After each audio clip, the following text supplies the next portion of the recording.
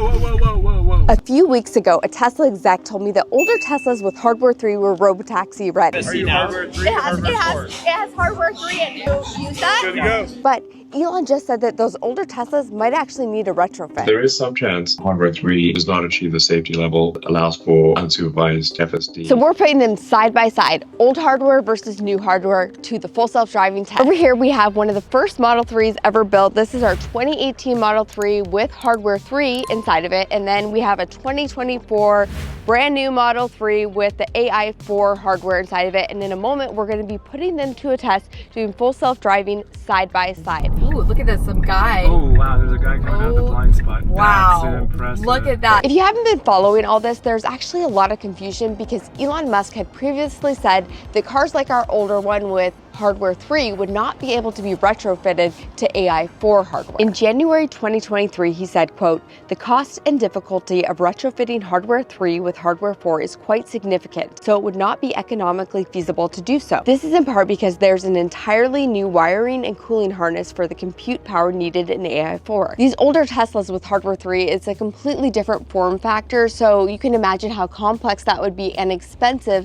And think about just the service centers, how bogged down they would be because there's millions of these Teslas out there with this older hardware. Also, as far as I know, Tesla has been trying to update it with the software for hardware 3 to make it perform more like AI4 does. Here's where the details get kind of muddy.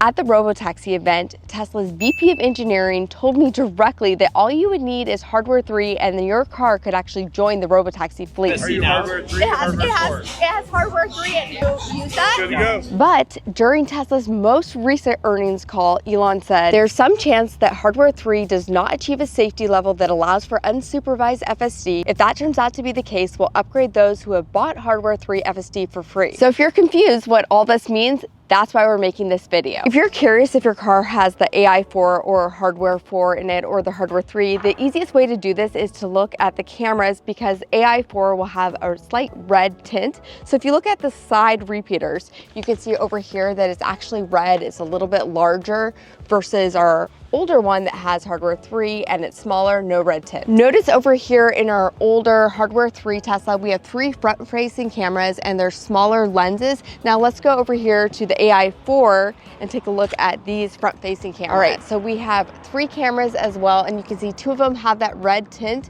And a fun fact, this third one is actually a dummy camera. You don't even need it. It's just there maybe for aesthetics.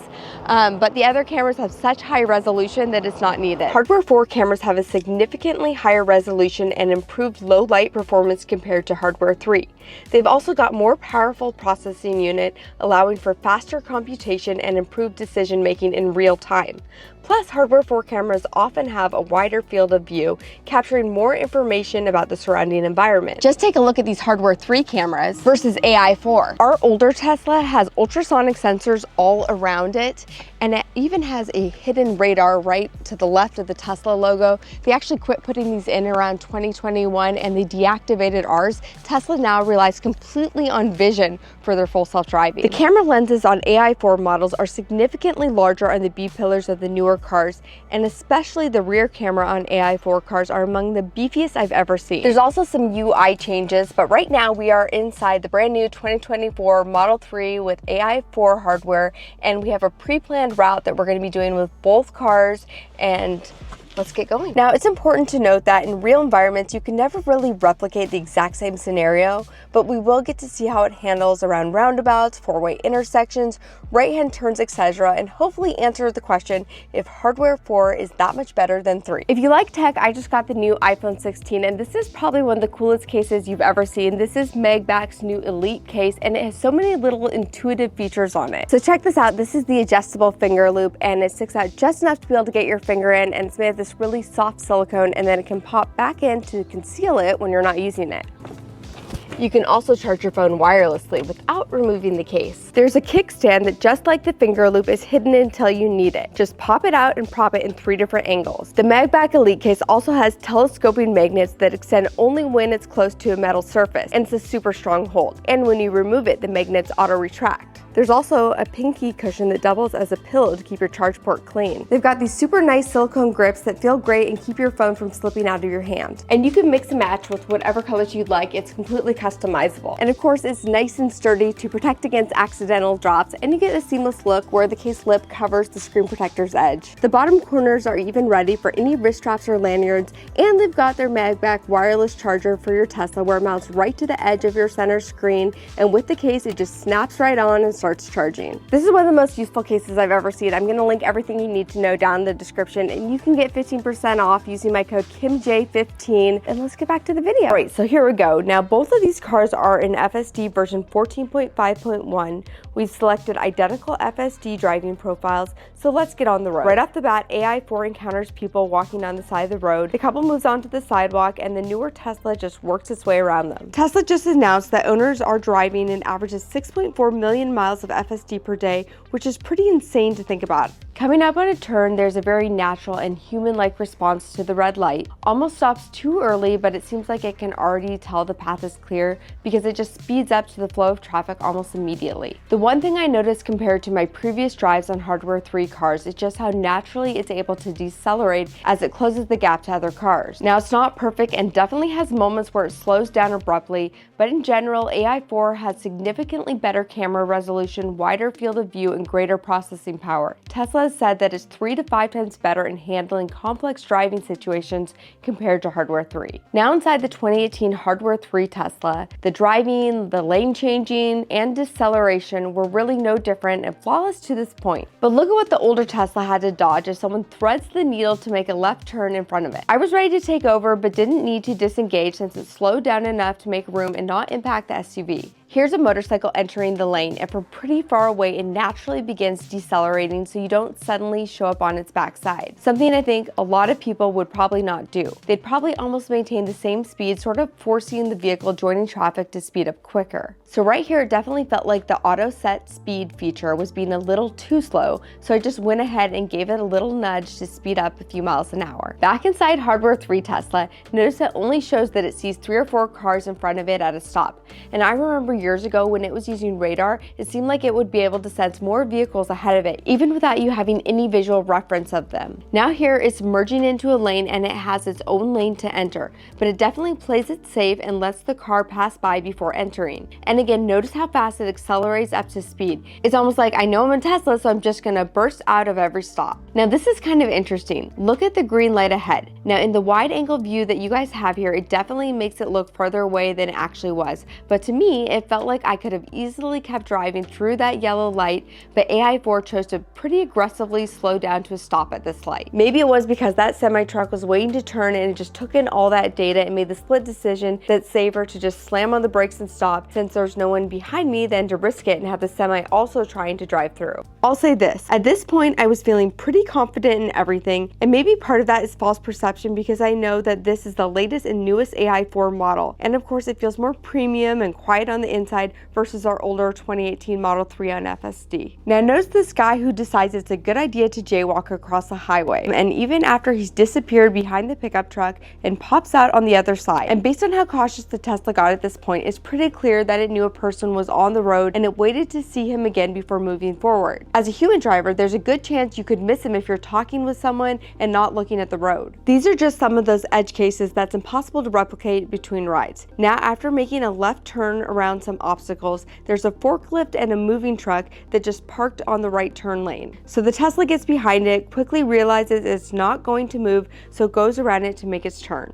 Now let's go inside the older Hardware 3 Tesla. Again, near identical results. The older Hardware 3 Tesla makes the connection that the truck is stopped and quickly changes lanes to go around the truck. Back in the Hardware 4 Tesla, it yields into another turn where you'll see more delivery trucks in this shopping center, but again, both the new and the older Tesla react almost identically here. It cautiously drives through here, knowing there's more action all around. There's a person it yields to, but let's continue to our next waypoint. Coming up on this right turn, notice this person waiting to cross the street. The first 3 cars either don't see him or don't want to wait for him, and once he waves to the car and walks through, the car picks back up. This next move was surprising because the new AI4 car actually didn't handle this as well as Hardware 3.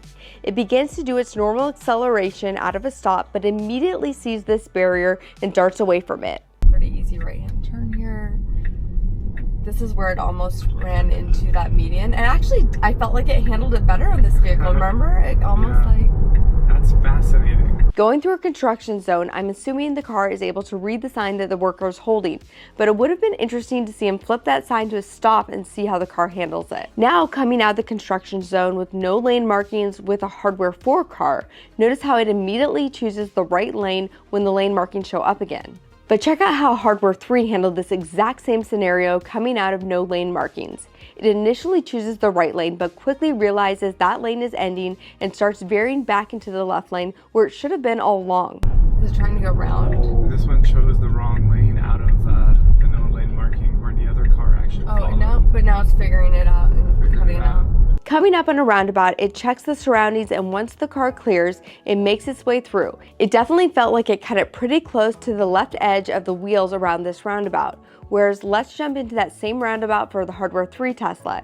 Not sure if you can tell, but it definitely took a wider turn, giving the wheels much more breathing room. Here's the second roundabout, and both of them really handled it incredibly well. And honestly, I sometimes struggle with knowing which exit to take out of new roundabouts, but the beauty of FSD is that it takes it with complete confidence and no hesitation that it's going the right way. And something I personally dislike that 3 and Y never had compared to my Model X is the driver display that shows you your navigation right in front of you. But with FSD, it really takes out one more thing that you have to follow, which is the navigation aspect of it. Now, hardware 4 seems to have no problems with shadows cast on the road, where my experience even recently with hardware 3 was that some shadows can cause it to be herky-jerky and slam on the brake. But in the same environment, both hardware 3 and 4 seem to be perfect and not impacted by the shadows on the road. This here is one of the most interesting human AI interactions. The car slows and stops at the stop sign, probably a little early of a stop as well.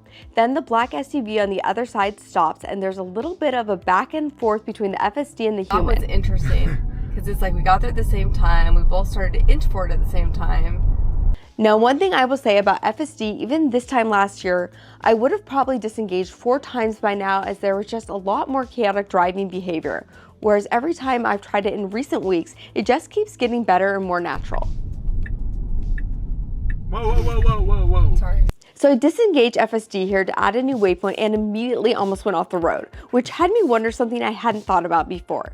I'm curious if in a few years, after millions of people have been using self-driving software, it might end up making people complacent at times like it did to me, where you almost forget that you're in control, or you even forget some of the basic driving rules or your habits. Similar to how some pilots who've relied on autopilot for years have to react quickly when it fails, and they have to fly manually in an emergency. Here's another turn with a light turning to yellow. Hard to tell here, but again, the car definitely slowed down for a split second, almost thinking about, should I stay or should I go, and then sped up to make the left turn. The latest FSD software now has combined the highway and city stack into one stack, and Tesla says it's no longer compute constrained, meaning it's able to make decisions much faster. And honestly, so far between the new car and the old one, it seems like very subtle differences for the driver, at least in the situations our cars encountered. Here's someone fixing the power line, and the cones are extended onto the road. Again, the complexities are endless, but the Tesla naturally bears to give itself enough room and drives around the obstacles. Here's another one that might be hard to see as a viewer, but as the light turned yellow, I immediately felt that the car wanted to slow down, but then it sped up and then it slowed down again. It's almost like there's this uncertainty of whether it should go or not.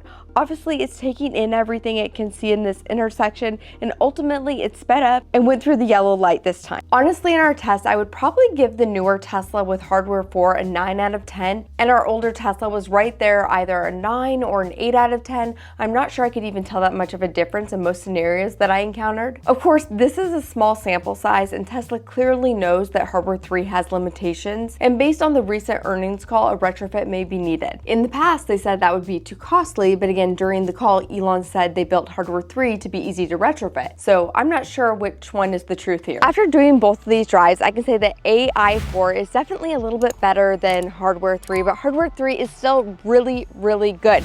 Now, will Tesla be forced into doing that retrofit? I guess we'll have to wait and see. But what I will say is that right now they're making FSD transferable. And I think Tesla's going to continue to do this because they'll make more money. Think about it. You would have to buy a new car and then they would make that FSD transferable. So Tesla would be making money. But with a retrofit, they'd actually be losing money because Elon said they would do that for free. What do you guys think about all this? Put it in the comments below and let me know if you'd like us to do this experiment all over again, try out different things. Put that in the comments down below and we'll catch you guys next time.